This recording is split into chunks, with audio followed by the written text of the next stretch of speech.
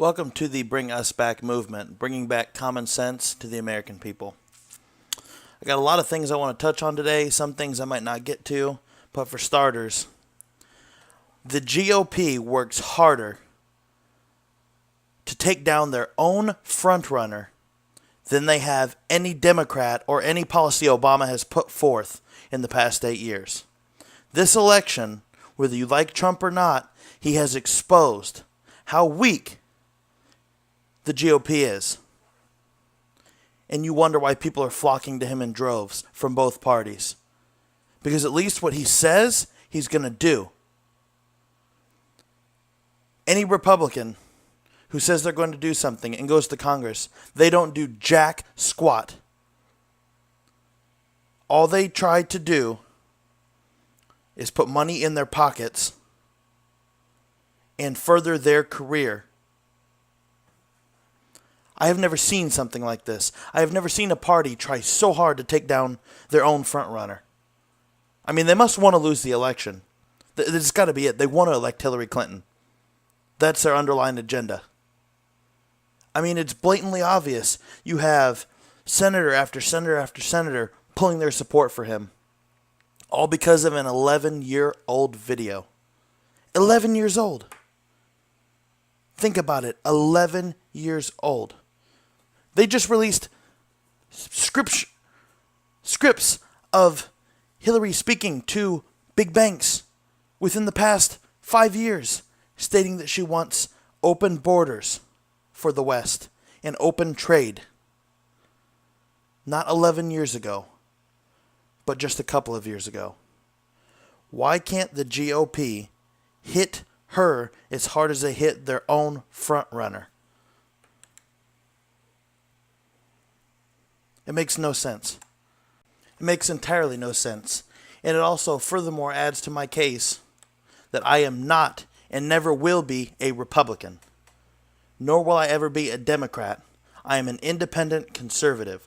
I stand up for what I believe in, but I'm not going to vote for a Republican who will not stand up and do what he said he would when he was campaigning.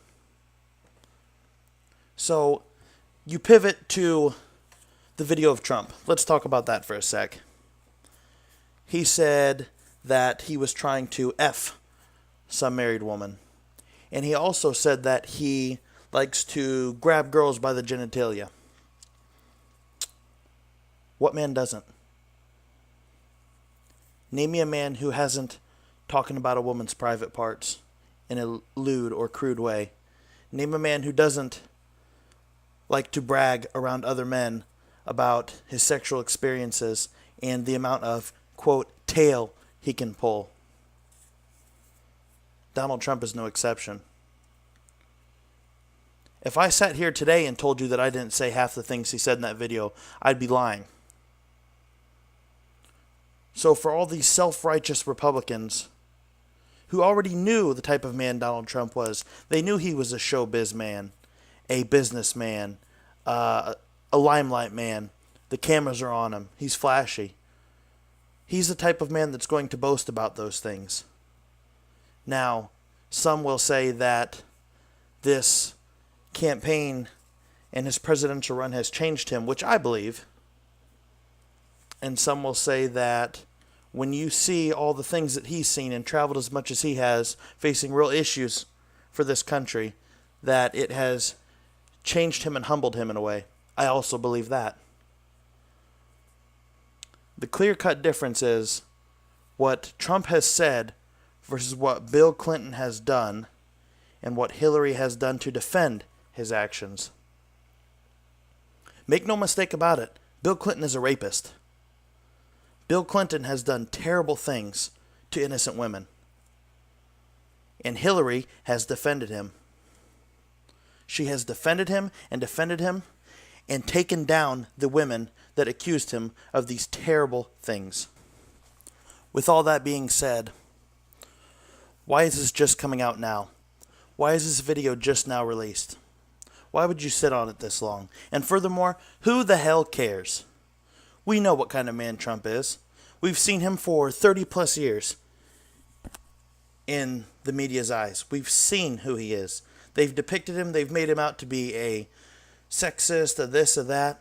We know who he is. We know he's a man who's been through 3 marriages, who has committed adultery on 2 of his wives.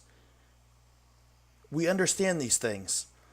Us Trump supporters, we are not voting for him based on his personality. We're voting on him because we know that his policies could enact actual change to get this country on the right path.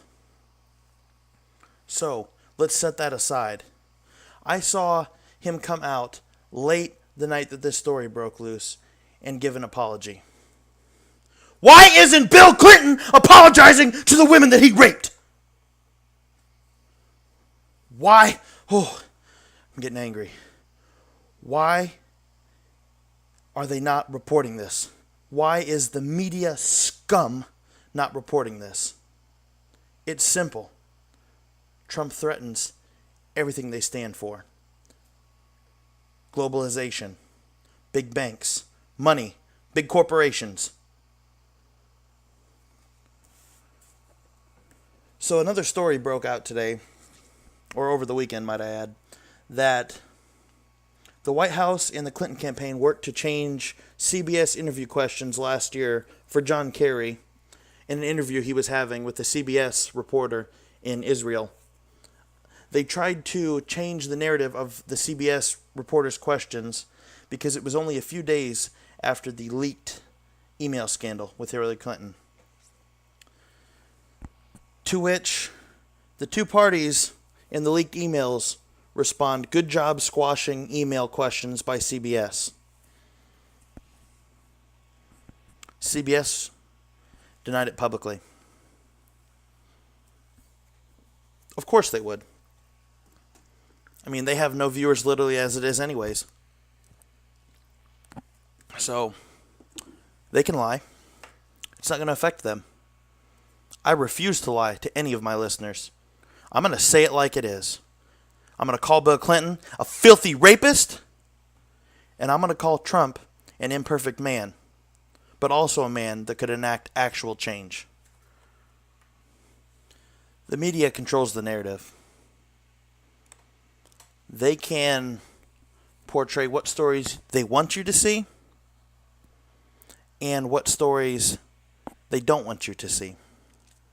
All you have to do is follow the money to any major news corporation. See who's funding them. See what that person's agenda is. See what their politics are. See what their social issues are. They alone at the top, the people who own and run the scum media, can depict what our nation sees. Just today, a report and a few polls were released on what stories have got the most coverage throughout this election season. And I saw that the 3rd most talked about thing in this election season was this 11-year-old video of Trump. Also, they showed about 15 other things. It was the top 15 things that have gotten the most coverage and been talked about the most. Guess what wasn't in that top 15? The Hillary Clinton email scandals. The Hillary Clinton email scandals. Can you believe that? That the Democratic frontrunner, who has been proven that she has broken federal law, has not been talked about as much as an 11-year-old video to which Trump talks like a man. That is the underlying definition of corruption. And it's blatantly obvious. And it's so sad that more people aren't waking up. Also, over the weekend, Hillary Clinton skipped a Judicial Watch ordered hearing on her email server and extended the deadline to October 13th. That should raise some questions. Why is she skipping yet another hearing and extending it? Well, it's corruption. Her lawyers are pushing the date further back so that she has more time to spew up some bullcrap answer. Or maybe her plane's gonna coincidentally fly past Loretta Lynch's plane in Des Moines, Iowa this weekend. And maybe, perhaps, just by accident, she trips and falls all the way up onto the playing of Loretta Lynch and accidentally has a conversation that means absolutely nothing accidentally. This should raise the eyes of many people. Many people. Also, there's another thing I want to talk about that I call the big lie of our time. The big lie. This year so far, 238 whites have been shot by cops.